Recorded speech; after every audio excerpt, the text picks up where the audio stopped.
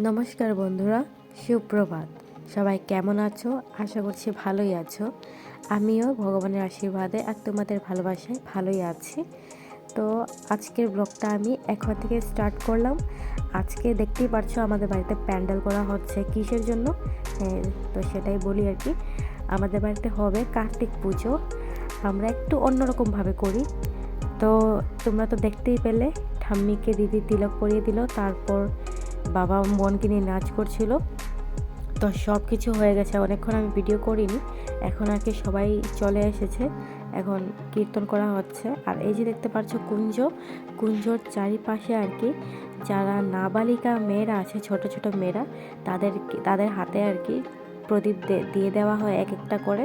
তারপর 7টা কি 5টা মেয়ে চাই, ওরা আর কি কুঞ্জর চারিপাশে 7 পাক ঘুরে, আমরাও সাথে সাথে কীর্তন করে করে ঘুরি। তো এখন কীর্তনই করা হচ্ছে। আর আজকে হচ্ছে পরের দিন সকাল। তো আমি চলে বসলাম মেকআপ করার জন্য, মানে একটুখানি সাজুগুজু করে নেব। তো ভুলবশত এখানে একটা টুথব্রাশও চলে এসেছে। তো প্রথমে আমি এই শাড়িটা পরেছিলাম হলুদ রঙের, কিন্তু তারপর আমার এটা ভালো লাগেনি, তারপর একটা লাল রঙের শাড়ি পরেছিলাম। তো এখন দেখতেই পারছো আজকে হচ্ছে ভোগ লাগানো হবে আমাদের মন্দিরে। তো সেই জন্য আর কি এখানে আজকে আবার ভোগের গান, ভোগ আরতি মানে করা হচ্ছে। তারপর এই যে আমার ঠাম্মা বসে আছে এখানে।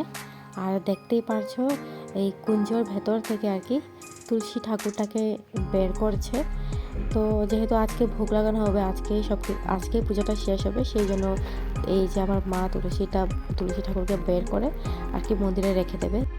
আর এদিকে ভোগের জন্য ভোগ রান্না হচ্ছে। তো আজকের জন্য এই পর্যন্তই। ভালো লাগলে একটা লাইক, কমেন্ট, শেয়ার করে দিও। দেখা হবে আরেকটা নতুন ব্লগের সাথে। টাটা।